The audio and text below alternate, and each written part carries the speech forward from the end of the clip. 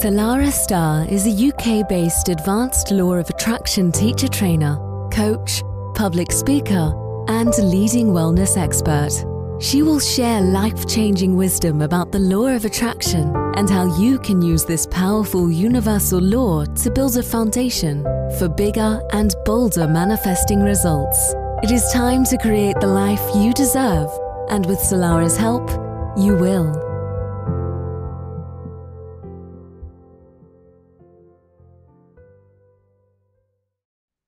And a very, very warm welcome to Manifesting Made Easy. Today, we're going to be talking about how to harness positive energy and manifest abundance with self-regulation. I am Salarah Starre, your law of attraction coach and spiritual mentor, and I help you master your manifestations and your life, which means no more chasing, no more forcing. It really is time to own your power and unleash that incredible master manifestor within you. So today we're going to be exploring the powerful principles of the law of attraction, of course, and do a little bit of a deeper dive into the significance of self-regulation and calibrating our nervous system and why that works so well with the law of attraction. So through a really beautiful, insightful conversation with a very dear friend of mine, Alex, which I'll introduce properly in a moment, we're going to be sharing some information, wisdom, practical tips and tools as we unlock the secrets to harnessing positive energy, manifesting abundance, and cultivating emotional well-being. So Alexandra and I will be having a conversation and talking about the navigation of the intersection of the law of attraction mastery, as well as emotional resilience, and of course, the limitless possibility of our human spirit. So Alexandra has a background in psychology, yoga, psychedelic integration and coaching, and is an all-round absolutely awesome person. She helps people get to know themselves better in the most beautiful, kind, compassionate way. She also helps them organize their lives, create visions for the future through trauma-informed coaching. And she really knows what she's doing and studies with Gabor Mate. For those of you who haven't had a chance to take a look at some of his work, he is incredible and one of mine and Alex's favorite teachers. But also, Alex is one of the most creative people I know. And she also creates soul-crafted journals to improve productivity. Don't we all need a little bit of that in our lives? But also creating action plans and to help live intentionally. So Alex, my darling, a very, very warm welcome. I feel very excited to have you here. And thank you for dialing in all the way from Australia. How are you today? Oh, hey, Salarah, thank you so much for the most beautiful introduction ever. It's such an honor to be on your podcast, and I'm so excited to have this conversation with you today. Oh, I'm so excited to have you here. Just before we kind of logged on today, we were chatting away with all the limitless possibilities of things that to you. So we're going to do our best to kind of keep on topic and concise, because the information that Alexandra has, we met together, we met on a psychedelic integration coach training course. And I have to say, we kind of bonded straight away, and we both have a lot to share on that front. But just to recap with the law of attraction, the law of attraction is based, as we know, on the principle that our thoughts and emotions, I'm going to really highlight the word emotions there with regards to our topic today, create our reality. As one of my favorite manifestation teachers says, feeling first, manifestation second. That's why it's really important to understand feelings and all the different spectrums in order to help create a powerful force field to help make the law of attraction much more powerful in our lives. So the law of attraction suggests that we have the ability to attract positive or negative experiences based on our thoughts and emotions. So self-regulation techniques are a really valuable tool that can assist with aligning and igniting our energy field, but also help with our thoughts and emotions and our desires, and of course, consequently enhancing our ability to manifest positive outcomes. So Alexandra, this is where I'm going to bring you in. You mentioned Gabor has one of the most beautiful ways to describe self-regulation. I'm going to hand over to you for this part. Yeah, it's something I've listened to recently because I've been listening to one of his books, Scattered Minds, which is basically all about ADHD and ADD. And he just describes self-regulation as you feel the emotions, but you don't act on them necessarily. Being happy doesn't necessarily mean showing up as euphoric. Being angry doesn't necessarily mean yelling at your kids or, you know, I don't know, smashing a wall or whatever. So you acknowledge how you feel, but you don't have to act it out. So to me, that created a really clear definition of what that is. I absolutely love that. And what a powerful definition. And I think that's the difference that makes the difference as to whether we go down the old roads of reactivity and create the old and same paradigm that we want to move away from, or whether we create that kind of, it's almost like an interception, isn't it? And it takes a bit of practice, right? But I've just got an example that I would really love to share with you based on what you've said. It's quite inspiring, actually. A friend of mine left a message this morning and she said, oh, you'd be so proud of me. I managed to kind of overcome my reactivity. My son, he went to go and run me a bath and he kind of, you know, put some bath salts and everything in. It was really sweet.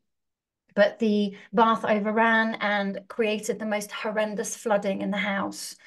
And she told me, would have been really reactive and, you know, what do you think you're doing? And, you know, would have kind of like told him off. She said, but I was able to connect to his beautiful intention behind what he did. She said, I was still able to feel the feelings of frustration and, you know, all of this now cleaning up that we had to do. She said, but I was able to regulate in that moment through some of the self-regulation tools that I've taught her over time.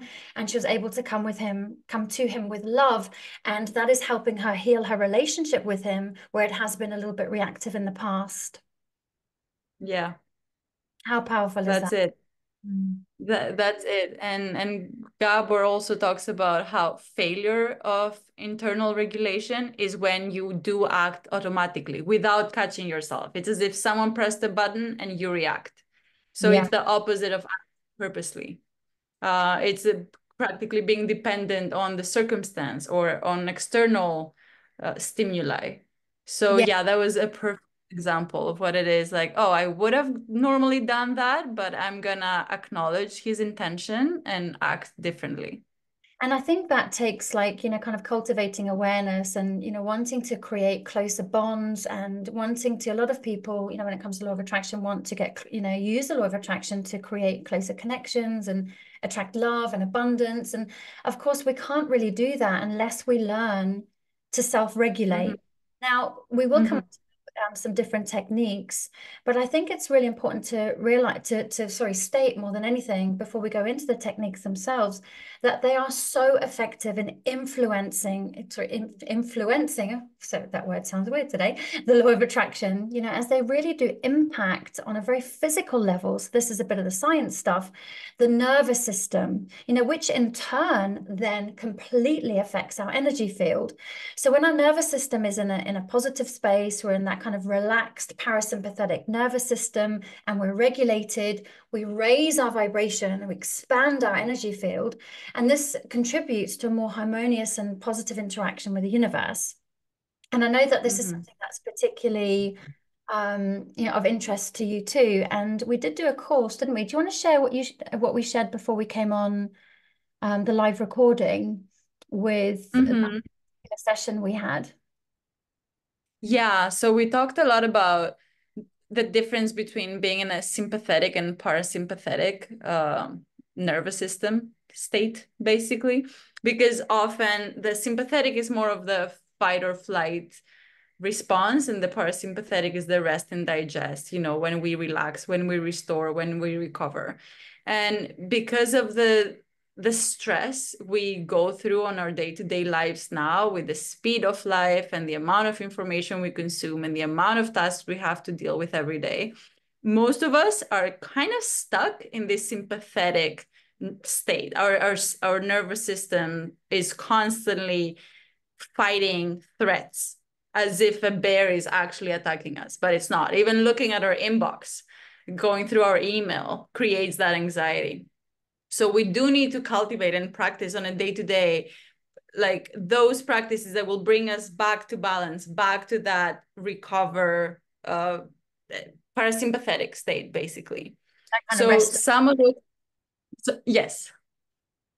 Yeah. So these practices would definitely be mindfulness practices, yoga, breathing. soothing touch, music that relaxes us, something like Tibetan bowls, something like that. Then there's all this biofeedback, biohacking devices these days, like the Apollo thing that you're wearing right now, which I noticed before. I love what you're saying here, Alex, because what you were mentioning about the sympathetic nervous system, it's really understanding the two parts of the nervous system. And it has inspired me actually just to mention, I know I've mentioned it on some of my podcasts before, but the Battle of the Two Wolves. So the Native American grandfather is there with his grandson, and he says, son, there's a battle going on inside all of us, a battle between two wolves. One wolf is stressed, full of guilt, full of anxiety, full of overwhelm, full of fear. The other wolf is full of peace and love and calm and tranquility and proactivity. And the little boy sits there for a little while and he says, grandfather, if this is battle, which wolf wins? And he says, my son, whichever one you feed. So by what you're saying here is you using the metaphor of the battle of the two wolves. If we learn to feed our positive wolf, we activate the hormones associated with that part of our nervous system. So instead of the stress response, the cortisol, the adrenaline, the lactate, which just it kind of like creates a really tight energy field and we stay in a very limited space of creation.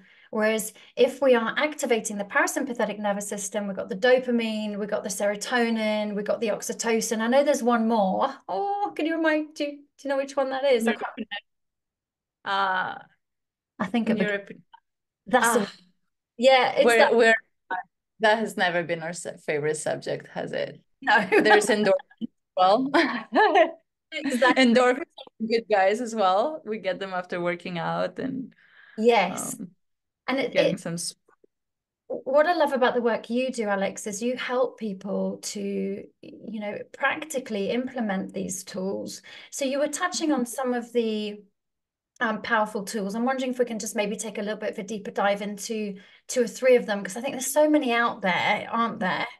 It's just like, well, where do we start? So I guess this is just a thought partnership conversation, because it's a bit of a chicken and an egg conversation, I guess. Where would you start, or where did you start when it came to self-regulation? That's a really good question, because and that's really relevant, because very recently, a few days ago, a client came to me asking how she gets very angry to the point of rage, and she will yell at customers and have fights with people. And she said, how can I experience the anger but not have to act it out? And this is where I had to say, well, you have to meditate. You cannot just rely on coaching sessions. And that's something I found myself saying to people very often. There's all these modalities. It's kind of like, I see it as a wheel, as a circle. We need, for our healing journey, we need to approach ourselves from different angles. There's the physical. It's so important to exercise in some way, to move our body, to dance, to do yoga, to shake things off, to stretch. It's important to eat nutritiously, to sleep well. It's also important to meditate and experience ourselves in silence, in stillness, kind of gaining that third person perspective, looking at things from the outside. And this is where I started, actually. It was meditation that got me to realize, oh, I'm not just what I see in the mirror. I'm a soul residing in my body, and I'm energy inside, and we're all energy. And then I got into yoga. Which was basically getting acquainted to that soul, that spirit of mine, through the body and through the breath. And then it was psychedelics, and then it was the breath. And, later it became therapy and coaching modalities. So really, it's really important. That's what self-regulation is to me, to come back to a center, to come back to balance, to who you are, because you're not the reactivity. You're not whose circumstances make you to be. You are this essence. So you need to have a practice, that, whether that's meditation or yoga or breath work. To me, those are my, and down regulating, we can talk about the different types of breath work. But to me, those are practices that allow me to come back to that center, that baseline every day, and think, oh, this is who I am. And then I forget during the day, and then I come back to the day after, my morning ritual, and so on. I love everything that you've mentioned there, and it's just so rich with, deeper conversations. And, you mentioned that meditation was kind of, like your staple and your kind of introduction to that kind of self-regulation. Mine was mindfulness. I find that, when I'm out and about and I can feel, the different sensations of, the sun on my face and the wind in my hair, and I can hear the sounds of the birds, it really relaxed my nervous system. And I did do a lot of work with meditation as well. I studied and qualified as a meditation and mindfulness instructor, and I did the course purposefully to make sure that I actually showed up for my practice, because I knew that I was a little bit feral. It's one of these people that I had to actually sign up for something in order to make sure that I really had that focus. And so meditation and mindfulness, they are such powerful techniques on every level. They affect the mind, the body, the spirit. From a law of attraction perspective, we're much more powerful. It helps us to be much more focused on our goals, and so much more. And you mentioned as well your yoga. I mean, I love those kind of physical practices, the mind, the body, the spirit, and the emotions. I think if we can in time, build a container for ourselves that we show up for on a daily basis, we can really contribute to overall well-being. And there can't be a more powerful state to be in when it comes to manifestation either. So and again, that's a completely different podcast when it comes into, deep diving into all of those individual ones. What I really love is the conversation we also had about breath work before we hit the live button. And Alex and I were saying, there's so many amazing things out there right now, from Wim Hof to, all sorts of different breathing techniques. And it's something that we focused heavily on when we were doing our third wave psychedelic coach training too. And I found that that made a massive difference to me, but I felt more called to the breath work that was down-regulated. So in other words, slow, long, deep breaths in and relaxing exhales and slow breathing, rather than the kind of upregulated.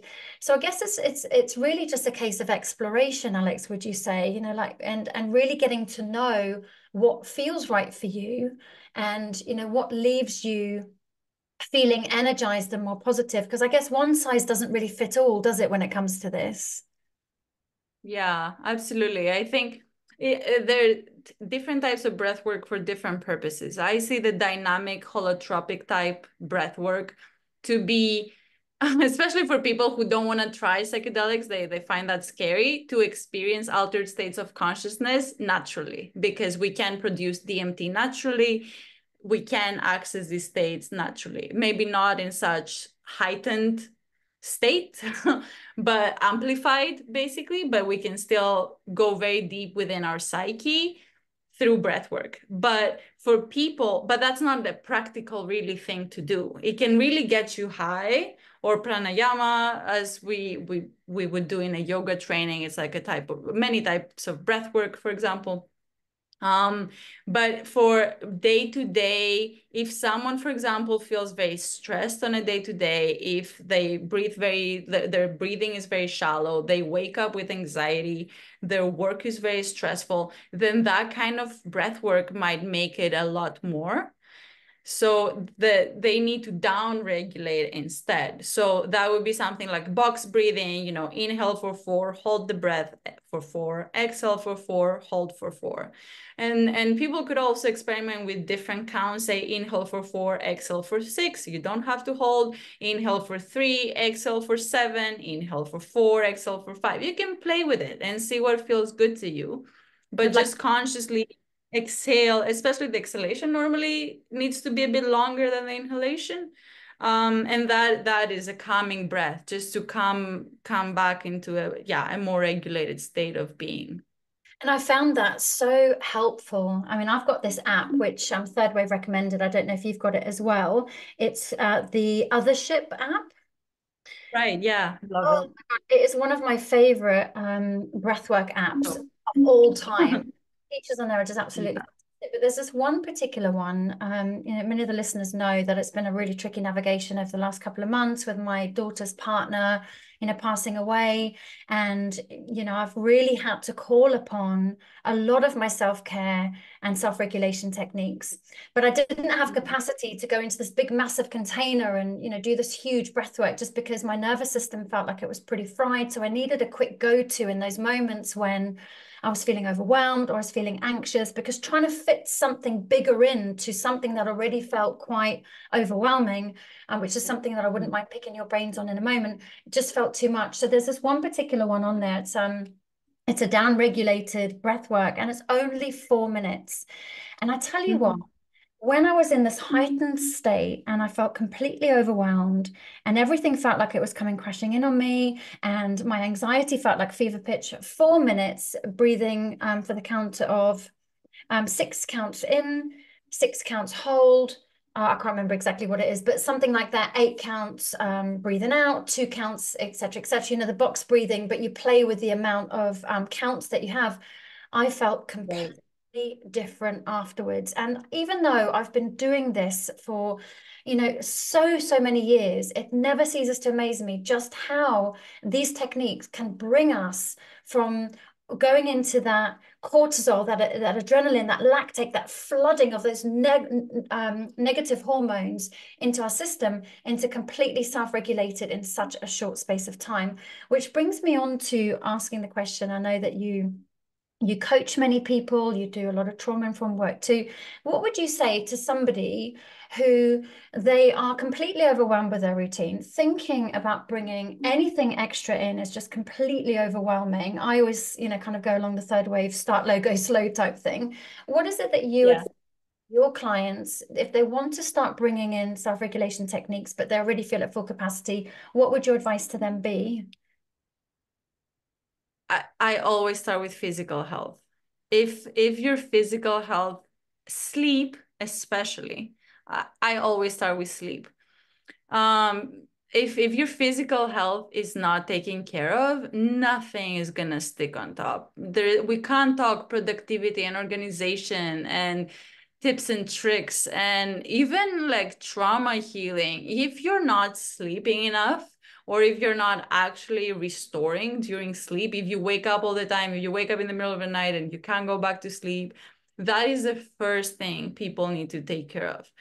As soon as that is taken care of, then nutrition and exercise. Like, if you're eating shit, you're gonna be thinking shit.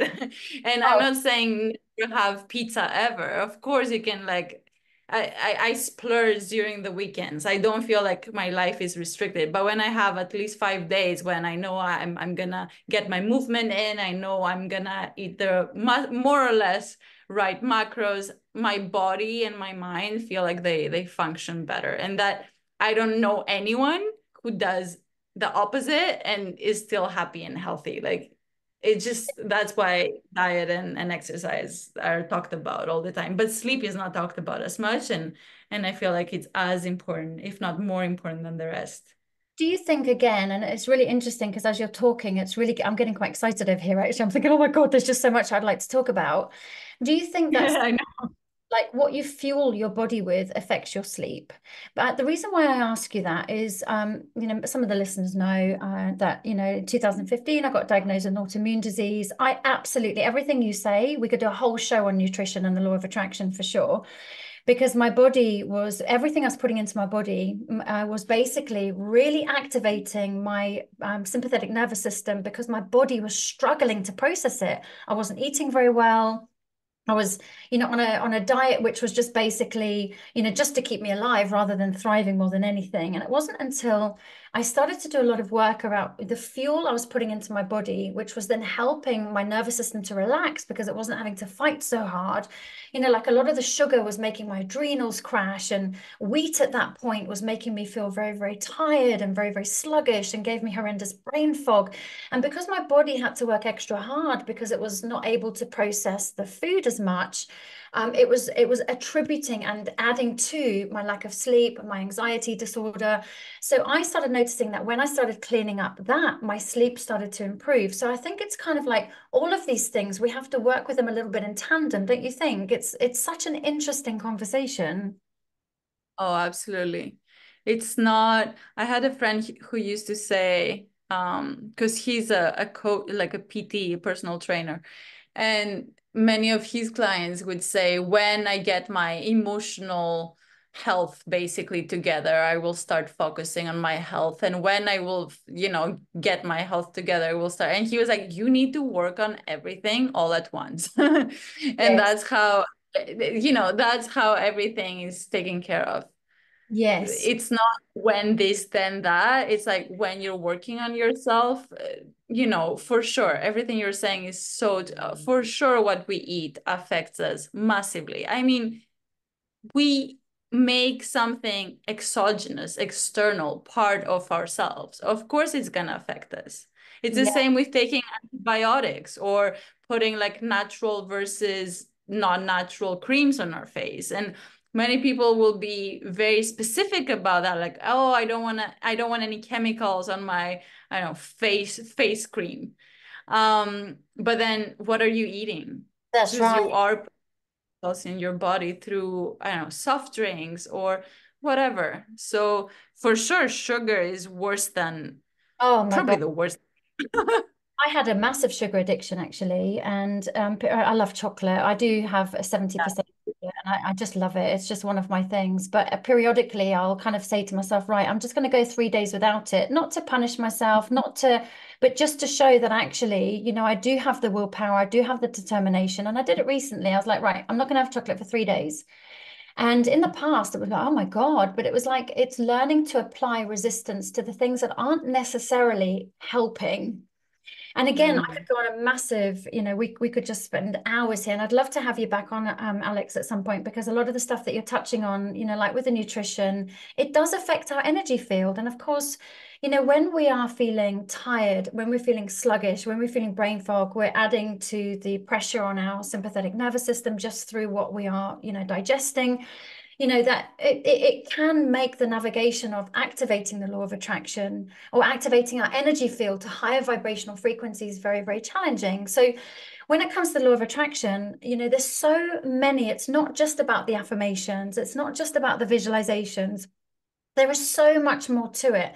And what I particularly love about the work that you do, Alex, I love a lot about what you do. And Alex and I are going to be running a course together. So please keep an eye out, because in the next few months, we're just working behind the scenes.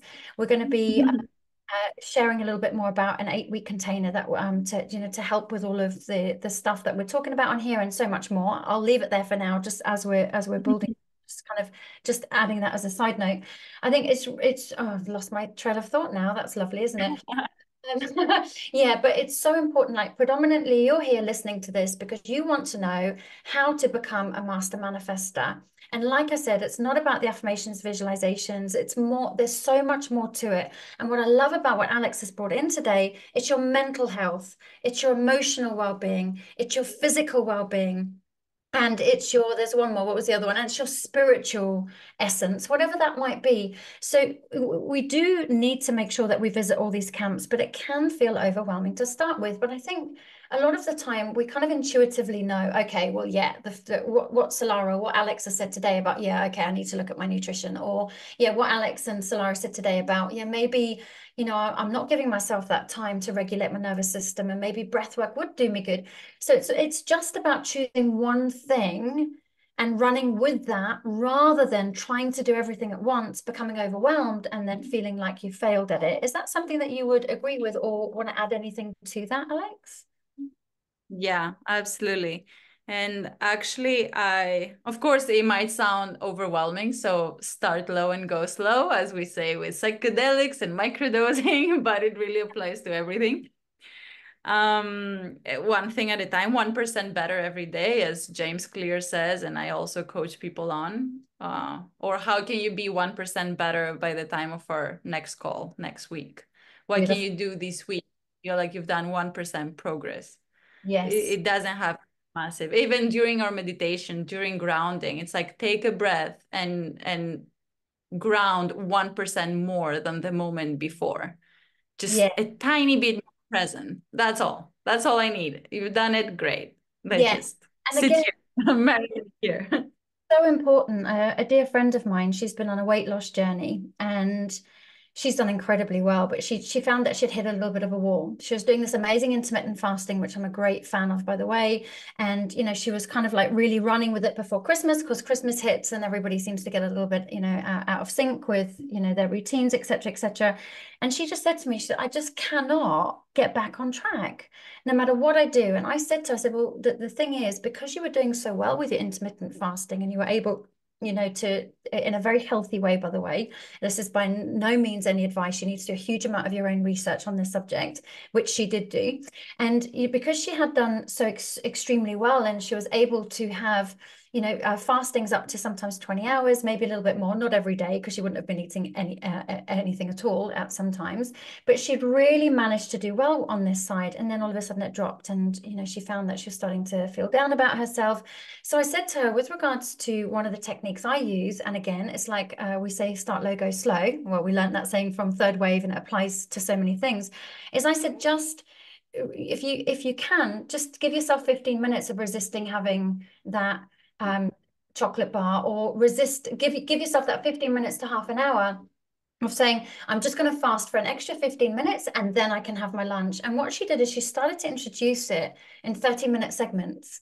And it didn't feel like it was this big pressure thing. She thought, I've got half an hour now, I can just go and, you know, run the hoover around the house. And she found that she was able then to get herself back on track, because it didn't feel like this big, massive thing that she had to get back on track with and overcome. So I think that's really important part of our conversation is, you know, it is important to just bring these changes in and be consistent with them in a small way, and then you can grow and expand upon it, rather than some people I know that they say, right, I'm going to start going to the gym every single day, Monday to Friday, and I'm going to do my online shops, and I'm going to meditate every day for 20 minutes.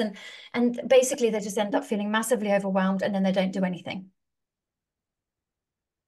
Yeah, that's exactly the recipe for anyone to quit. It is. What a lovely way to put it. So overwhelming, because this is something I weaved into my journals. It's like up to 3 goals per year, long-term goals. You can have shorter term goals. And I have people sign a contract to themselves of the most important intention for themselves for the year. So if anything falls apart, it doesn't matter if you don't do all the rest of the things you said at New Year's you're gonna do. Like, forget about New Year's resolutions. Just do this intention for the rest of the year. Consistency, this is all it takes. So stick with one and try to regulate one intention. Say, if it is the gym, go to the gym 3 times a week for 3 months.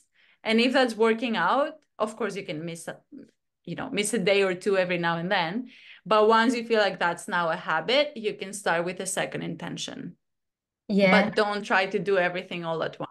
No. That's such a recipe for failure. I love the way you say that, recipe for failure. There was one journal, actually. I know you're a journal lover yourself. And this particular journal said, write down 20 things that you want to manifest in this year. And I was like, oh my God, that felt overwhelming. But I did it anyway, because I thought, well, I like to learn new techniques. And then once I'd written down these 20 things, it said, right, now circle your top 3, which is, you've just reminded me of this process. And I was like, oh, okay, that feels better. So I circled the top 3. And then it said, right, now completely bin the rest as if they don't exist. Because what you want to do is you want to take your focus to those 3 things, so that you're not kind of like, bringing in the word scattered minds, that beautiful book of Gabors, you're not scattering your energy all over the place, and you can really bring your focus. And this is another thing with self-regulation techniques. It does help with focus. It does help you to connect more to your own intuition. You're able to connect more with your own inner compass. So you'll inherently know whether something feels right for you, whether it doesn't. Because when you activate your parasympathetic nervous system, you're more in tune with yourself. And of course, the mastering manifestation, if you like, is learning to read your own energetic field to know whether you are in alignment or out of alignment. But just kind of like starting to wrap up, Alex, I know we've got a few more minutes left, but I really wanted to create space for you to share about the trauma informed. Some of my podcasts, I mention how important it is to do the deeper work, the shadow work, the trauma work, because without that, it doesn't matter how much of this other work you do, you're never really going to be able to, reach that deeper place of peace, expand your consciousness, radiate this higher vibrational energy and frequency. So from your perspective, why is trauma-informed work so important? Yeah, it's we don't know that most of who we are was created in childhood, and we react more than we act. There's an amazing quote by Carl Jung. He said, until you make the unconscious conscious, it will run your life and you will call it fate. And that's what trauma-informed work does. It's that deeper layer that we become conscious to all these coping mechanisms and defense mechanisms and all these automatic reactions to our buttons being pushed. Then we take a step back and understand, oh, I react this way because of that thing that happened. But awareness of the thing that happened is not enough. It's kind of like reparenting. So you go back, you give yourself what you needed to receive, you validate the feeling. You're not telling yourself, oh, I should know better. And I've done so much work on myself already, and I'm still not getting it. And I'm still reacting in these ways. It's like, it takes compassion. That's why I'm training compassion inquiry right now. When we approach things with compassion, our own selves, then the healing work happens. There's so much to be said on this, and I don't want to go on a huge tandem. Well, you've done amazing, because and I think what you've said is exactly it in a nutshell, and I love the way that you come back to that compassion. The reason why I love that so much is because, that's something that I've really had to learn, to go to the past me's, my inner child. At some point we can talk a little bit more about parts work, which I know you and I are both very enthusiastic about, but we won't have time to really give it the credit and the space that it deserves. So maybe we'll come back and do another show on that one. But I know that when I have gone back to the little parts of me that have been traumatized or hurt, and given her what she has needed, I have felt incredible healing. One example was in my previous marriage. I was having an emotional experience, and what I really needed at that time was my husband just to come and hold me and give me a hug. But he had his own stuff going on. He didn't really know how to do that for himself, let alone anyone else. And I had my head on the kitchen cupboard, and I had these huge tears just dropping onto the kitchen counter. It felt so painful that he wasn't able to see my pain. But at that point, I'd been doing a lot of work on inner child work and a few other modalities. And I just went into the toilet, sobbing my heart out. I sat on the toilet and I gave my little inner me the biggest hug. I was managed to able to kind of relate back to it. That part of me was 5 years old. I was like, well, what is it from him that I need that I'm not getting? I was able to give that to myself. I mean, he must have thought I was a complete weirdo, because I walked into the bathroom an absolute wreck, and I came out so calm and I felt amazing. So there's so many different self-regulation techniques, and when we are able to learn things like inner child work and loads of other amazing modalities, breath work, yoga, Pilates, or I really love Qigong. That's an energy work, the physical, that I really enjoy doing. We are able to become real masters of our journey, Alex, aren't we? Yeah, absolutely. I've had a very similar situation happen to me recently. I got into a very small, silly fight with my husband, and I felt so hurt. And then I knew, from what I know now, that it wasn't about him, because trauma is being a prisoner of childhood. I was being a child. Something from my childhood was there. So I realized I was really hurt, and I realized I managed to take a step back and see who he is, which is a lovely guy who I choose to be with, and that it's not him that I should be angry and feel that, oh, you hurt me because you uncovered this wound that I never healed. So instead of blaming him for doing that, I was able to just be with the pain. That's all I needed to do. It's like, happened, it's not your fault. I'm reacting in this way for such a silly thing. And you don't need to soothe me. I just need to be with the pain. And to bring it back to the self-regulation, I don't need to eat chocolate either, which I would have done in the past. You know, I can just sit here and feel the pain and welcome the pain. This is where the parts work comes in, and tell it to take as much space as it wants to take, and it's fine. I can take it. I just want to get to know it. I can just be here and have the pain be here as well. I don't need to yell at my husband. I don't need to get into a fight. I don't need to continue the fight. I don't need to eat chocolate. I don't need to scroll on Instagram. I'll just sit here and feel it. And that's how healing happens, and that's the self-regulation piece.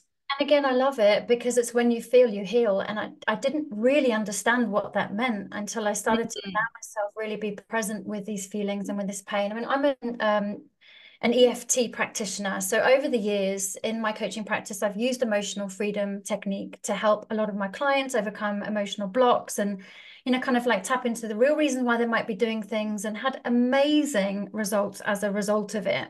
But the biggest thing that I've noticed is, yes, these acupressure points, they are associated with trauma and fear and guilt and all those kind of negative emotions.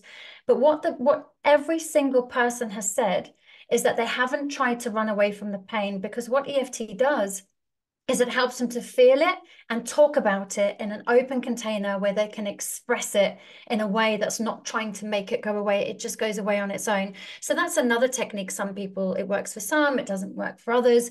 But, you know, what you said there about allowing yourself to feel, like we haven't been, well, for me, certainly, and a lot of people that I've worked with, they haven't been taught that it's okay, that what emotions are, and that it, and to be comfortable with feeling them. So it's this massive alien terrain for a lot of people when it comes to emotions. But those people listening to the show, that's where we need to go if we really want to activate this higher vibrational life that we, you know, are kind of on the search to create. We need to know how to heal, and we need to know how to feel, and then that in turn will help us to heal. So Alex, I have put your details in the show notes with your permission. Do you want to just share how people can get hold of you, just for those who might be driving right now? Like, how can they get hold of you, and what's the best way to contact you if they would like to know more about your work? Any of those, which is Instagram, LinkedIn, email, and my website. Website is coming soon, depends on the release date of this podcast episode. I've been revamping.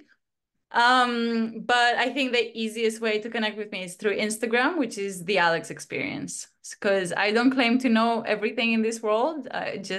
Everything I coach and everything I teach and guide people through is through the lens of my experience, which is, you know, mainly a lot of personal development and healing. I studied psychology, and I felt like that did not teach me anything about what I signed up for. And then I kind of went, instead of the studying way, the experiential way. So that's where kind of the name emerged. Well, I love so that. That's what. And that's how I found, you know, terrible at anything academic. You know, I came out of school with no qualifications whatsoever. Mind you, when I really love something, then I can really apply myself. But I think, like you, I learn from and through experience. And I think that that really helps us to somatically understand the journey, which I think actually creates more of a qualification than a piece of paper. But Alex, it's been so lovely to have you on here today, my love. Your wisdom has just been so deeply inspiring and enriching. And I just want to say thank you so much for taking the time to come and share your wisdom today. Please listen out for when Alex and I are going to be releasing our course together. Alex, any final words before we end the show? I'm just so grateful for you, Salarah. I'm so happy our paths have crossed in life. And yeah, I can't wait for our future conversations from this point onwards. I know there's going to be a ton of them. Well, just from today, I've written down loads of things that I'd love for us to share and explore together. So Thank you again, Alex. Thank you, everybody, for taking the time to tune in. You can reach out to me, Salarah at salarahstarre.com. Do let us know on Instagram, what your biggest takeaway from the show was, if you have any questions, because that's something we can then answer in future podcasts, future episodes, rather. In the meantime, sending you all loads and loads of love, and I look forward to being back with you the same time next week. Take care. Bye for now. Thanks for listening. Salarah Starre will be back next week with great insights into the law of attraction. In the meantime, please visit salarahstarre.com.